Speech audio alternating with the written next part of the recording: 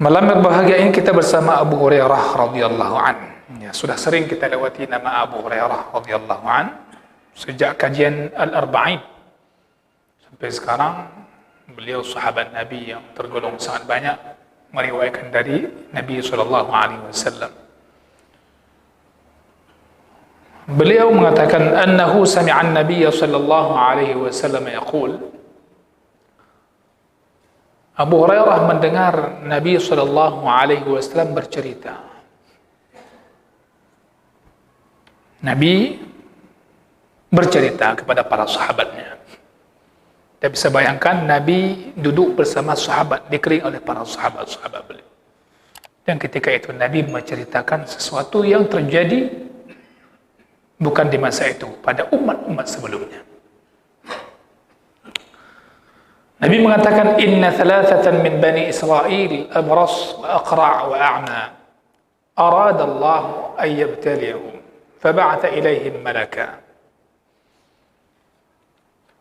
Jadi Nabi mengatakan ada 3 orang yang mana orang ini merupakan orang Bani Israel, di kalangan Bani Israel.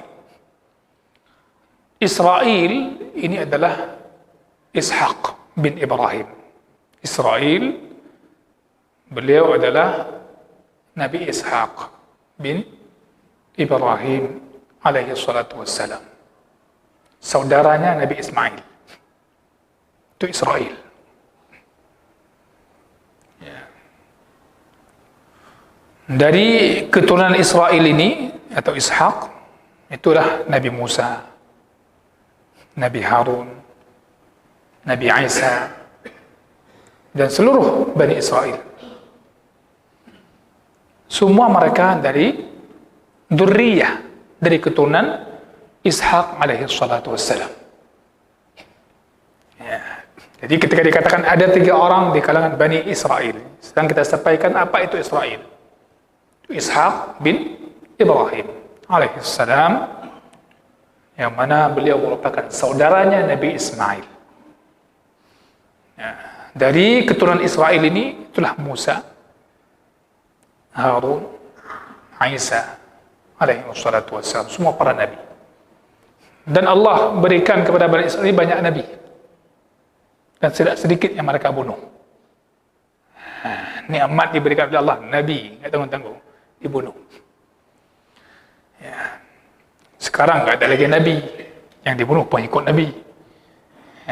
Jadi nanti ada, kalau sekarang udah fasenya Zionis, sehingga banyak para ahli mengatakan mereka tidak pantas menisbahkan diri kepada keturunan Israel, Yahudi dan sebagainya. Ya. Ismail merupakan saudara Nabi Ishaq. Ya, dari Ismail adalah orang-orang Arab, anak-anak paman semua berketurunan. Ya, Ismail, Nabi Muhammad sallallahu alaihi wasallam dari Ismail. Ya, jadi kita ini begitu. Ya. Banyak hadis-hadis Nabi sallallahu alaihi wasallam menceritakan tentang khabar Bani Israel. Ya, banyak Bani Israel. Maka itu dibagi kepada tiga bagian. Ada yang datang disebutkan dalam Al-Quranul Karim tentang Bani Israel. Ada yang terdapat dalam Sahih As-Sunnah, dalam hadis-hadis Nabi yang sahih. Ya. Dan yang ketiga, ada yang beritanya cerita tentang Bani Israel dari ulama-ulama mereka, dari ulama-ulama Bani Israel, Ahlul Kitab, Yahudi dan Nasrani.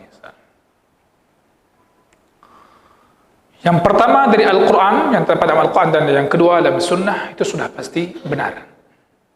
Sudah pasti benar. Kisah Bani Israel yang terdapat dalam Al-Quranul Karim dan Sunnah Nabi sallallahu alaihi wasallam, la syak annahu haq. Itu benar ceritanya. Dan sudah pasti itu diterima. Kita selaku muslim menerima semua berita tersebut. Ya, sebagaimana firman Allah Subhanahu wa taala dalam surah Al-Baqarah. Dalam surah Al-Baqarah dan dalam surah-surah yang lain menyebutkan tentang kisah Bani Israel. Dalam sunnah Nabi SAW, hadisnya misalnya, hadis yang sedang kita akan bicarakan pada malam berbahagia ini. Ya. Adapun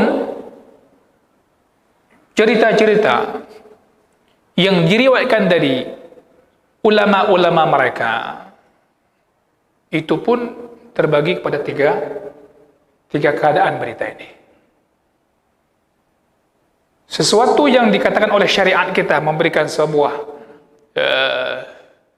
kepastian oleh syariat kita itu cerita itu batil, maka itu batil, wajib kita tolak.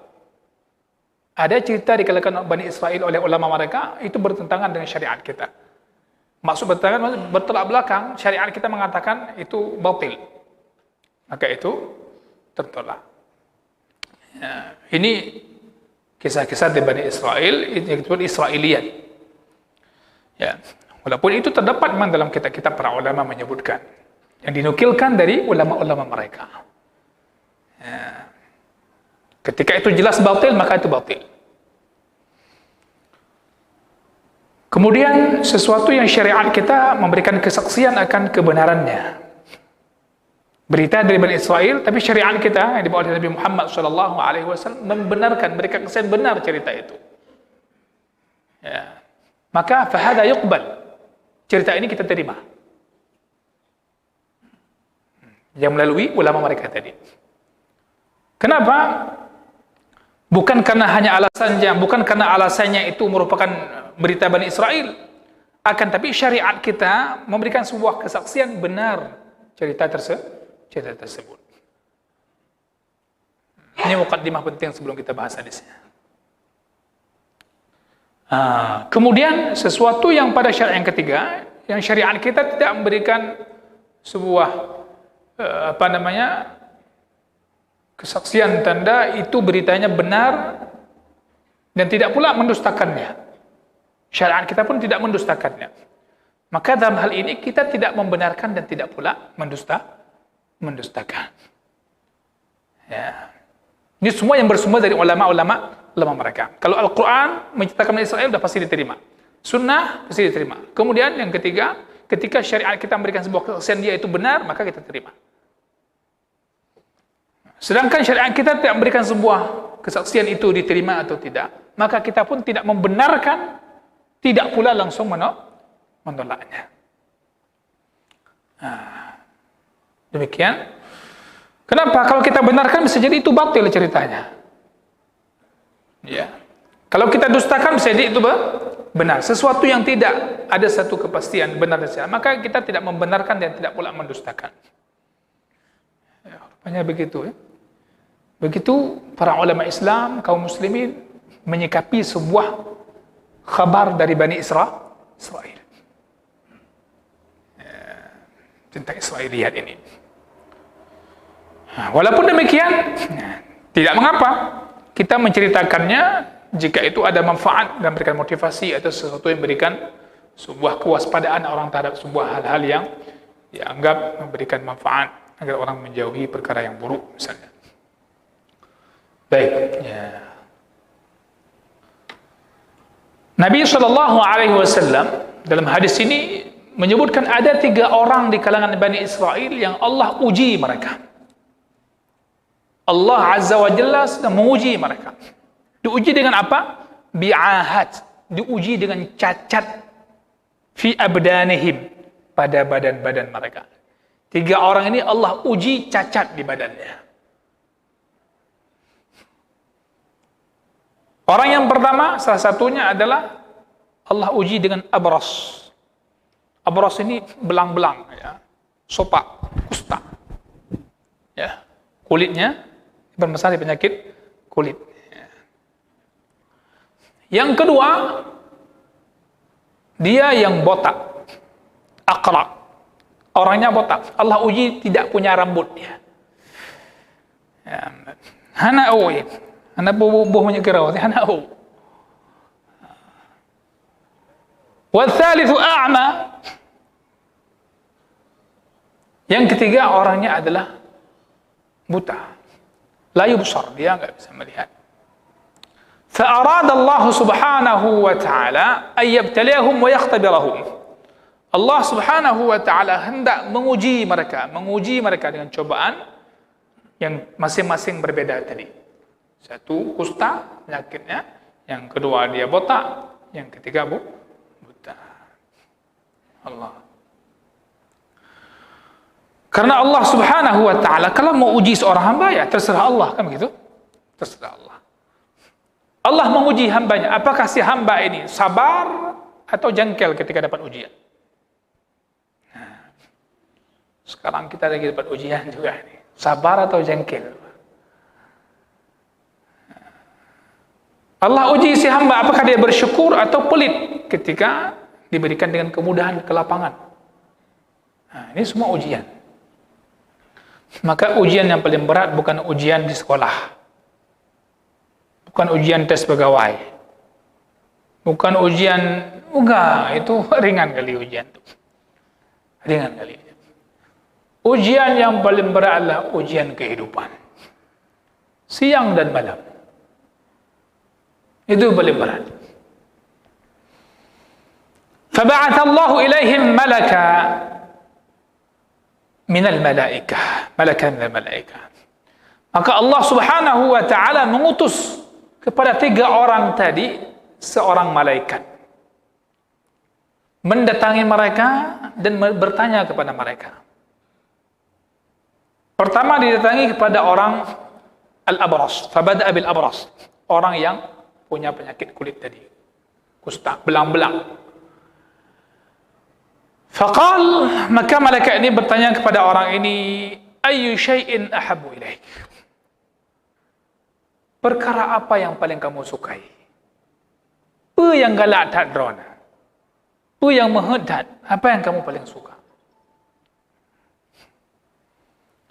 Qal, maka orang yang abras ini, yang supa ini mengatakan jawabannya, launun hasan.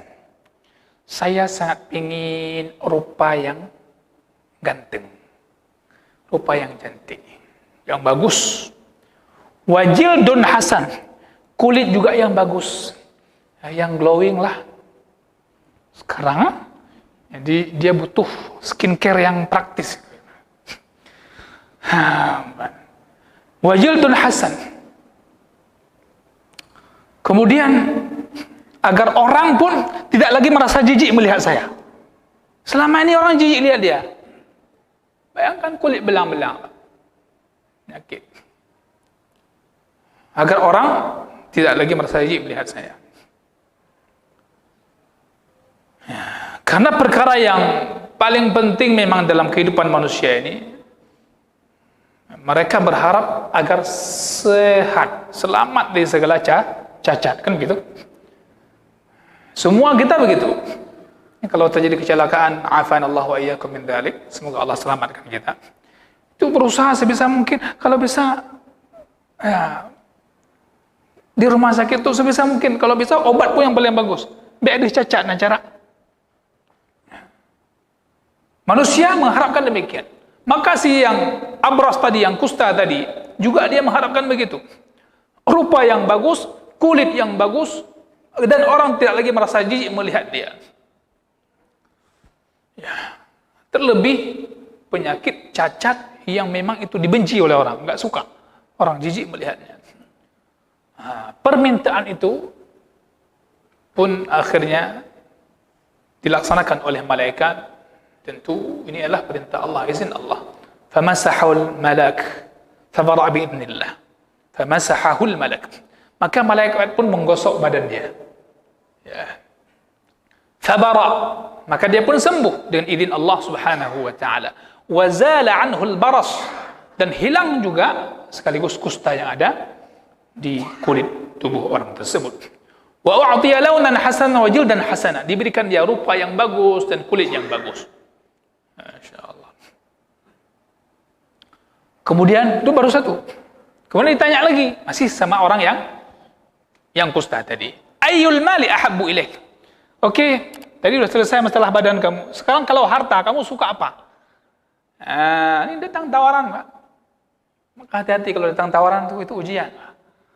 Tawaran harta, tawaran Itu ujian. Dia tanya, ayul mali ahabbu ilaik? Harta apa yang paling kamu sukai? Qala al-ibil. Dia mengatakan, aku sangat suka unta. Unta. Fa'a'tahu naqatun 'usyara. Maka diberikanlah kepadanya unta betina, naqah. Usyara ini al-hubla, unta betina yang sudah bunting. Wa qala lahu, kemudian dikatakan kepadanya oleh malaikat ini, barakallahu laka fiha.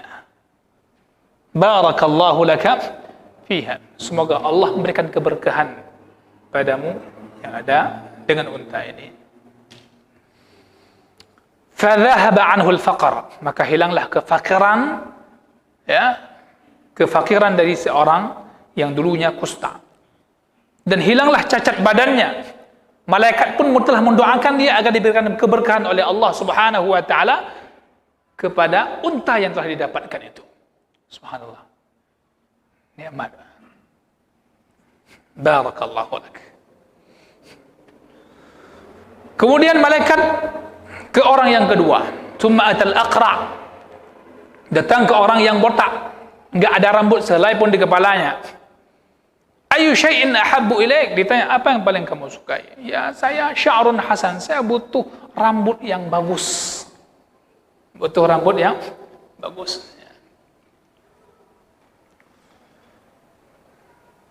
Agar orang pun tidak lagi merasa jijik melihat saya, agar orang suka, senang lihat saya. Itu yang kedua. Famasahah, maka malaikat pun akhirnya menggosok di kepalanya. Fa'u'tiya sya'ran hasana, maka diberikan dia rambut yang bagus sekali, indah sekali. Bayangkan botak sekian lama dia hidup, tiba-tiba Allah kasih rambut. Oh, insyaAllah. Saya yakin bapak-bapak pun kalau datang sekarang malaikat kasih rambut, boleh. Oh, cuba lagak. Tangan aja dia warmoh juga royan. Jalain lelam. Fa'u'tiya, diberikan rambut. Wa qilalah, kemudian tawaran yang kedua, ayyul mal ahabbu ilaik? Kalau harta kamu suka apa? Kalau harta suka apa? Qala al-baqar. Saya suka kalau punya sapi. Ilmu lemong saja. Bayangkan. Nyong kan karap kurban, tiba-tiba ada pada nyong. Bijak kan? Ilmu kurban, ilmu pelai lemong. Tapi masalah haji rumput lemong pada dalam kurban. Sekarang banyak orang dapat sapi dalam bentuk macam-macam. Pas surau kurban kagak tin mendu. Tang nalang kita hanyo. Mah na Baitur Rahman na balaid. Fa u'tiya baqaratan hamila. Diberikanlah pada orang tersebut sapi yang juga sedang bunting. Wa qala lah, dan dikatakan kepadanya, barakallahu laka fiha. Semoga Allah memberkahi sapimu ini. Memberikan keberkahan kepadamu pada sapi ini. Subhanallah.